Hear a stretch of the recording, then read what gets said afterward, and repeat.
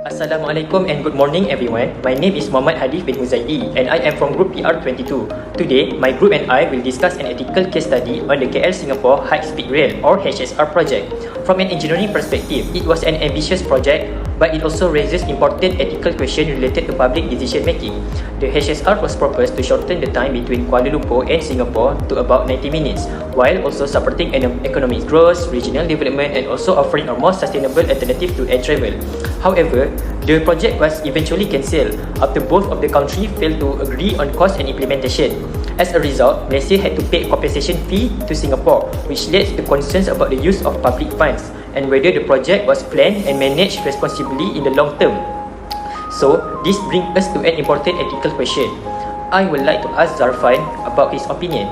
From an ethical point of view, was it justifiable for Malaysia to cancel the KL Singapore High Speed Rail project despite the financial penalty and potential impact on public trust? From an ethical perspective, the justification for cancelling the KL Singapore High Speed Rail HSR is due to a lot of the ethical conflict occur. So, one of the ethical conflict is using of public funds. There is concern that public funds were already spent to pay the cancellation penalty, and reviving the project means spending even more money on a very costly infrastructure project.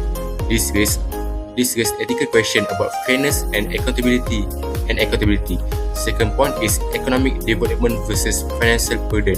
The HSR may boost long-term economic growth, but it also increase government debt. Next, public interest versus national prestige. There needs to balance citizens needed against large-scale infrastructure and international image. The last point is accountability of government decision. Repeated cancellation and revival may reduce public confidence in government decision making. So for this slide, I will talk about the factors contributing to conflict. One of the factors is political factors. Change of government in Malaysia 2018 led to the new national priorities. Second, reduced political support and uncertainty for the HSR project. And the last point is cross-border nature required a strong political trust between Malaysia and Singapore. And the second factor is economic factors. Extremely high project cost, estimate 100 billion ringgit. Second point is focus to reduce national debt and long-term financial stability. The last point of the economic factor is the risk of long-term financial loss and government subsidies. And the last factor is planning factors. Complex coordination between two countries with the different systems, disagreement over design change, technical standards and timeline, and strict deadlines led to the project termination when an agreement were not reached. Based on the factor that I have outlined, I would like to invite Umi to discuss the relevant ethical theories and the impact of this case in terms of the economy, safety, health and environment. Thank you, Zarfan. Based on the factor you have outlined, I now move on to the ethical analysis and discuss how this project affect the economy, safety, health and the environment. From a utilitarian perspective, the ethical conflicts lie in whether the long-term benefit of reviving the KL Singapore high-speed rail justify the financial losses caused by its cancellation and penalty payment. From the viewpoint of duty ethics, ethical concerns focus on accountability.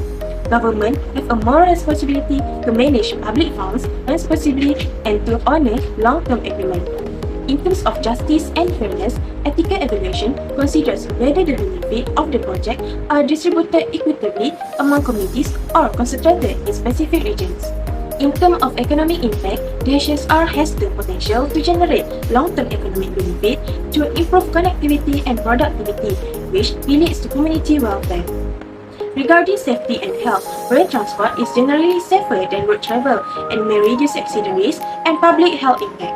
From an environmental perspective, long-term operation of the HSR is expected to reduce fuel consumption and carbon emission, supporting environmental sustainability.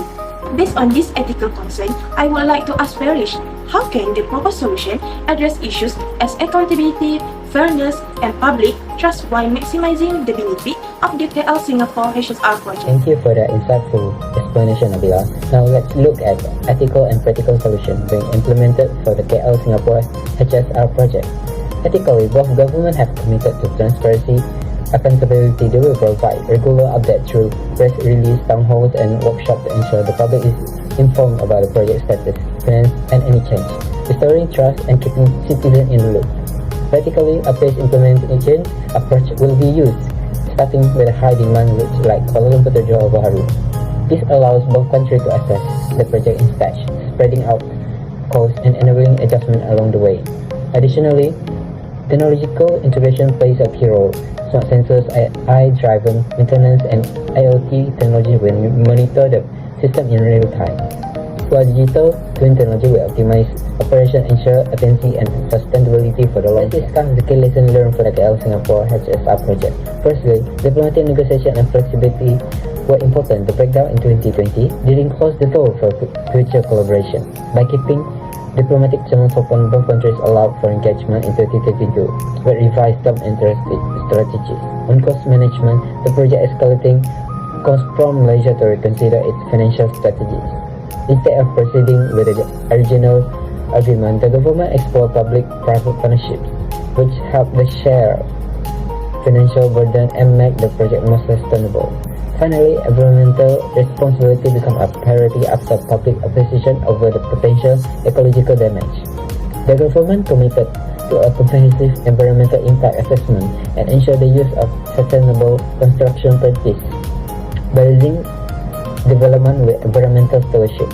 Now, building on what we have discussed, I would like to ask Hadif, from your perspective, what we conclude from this topic revival of the KL Singapore HSR after cancellation penalty was paid to Singapore. Now I'm going to respond to the final question from Firij. From my perspective, the main thing that we can conclude from the revival of the KL Singapore HSR after the cancellation penalty was paid to Singapore is that cancelling the KL Singapore HSR was not the end of the project, but part of a longer decision-making process. Although Malaysia had to pay a penalty, the later revival discussion showed that the project is still seen as important for long-term economic growth and regional connectivity. At the same time, this situation highlights the needs for better planning and responsible use for public funds.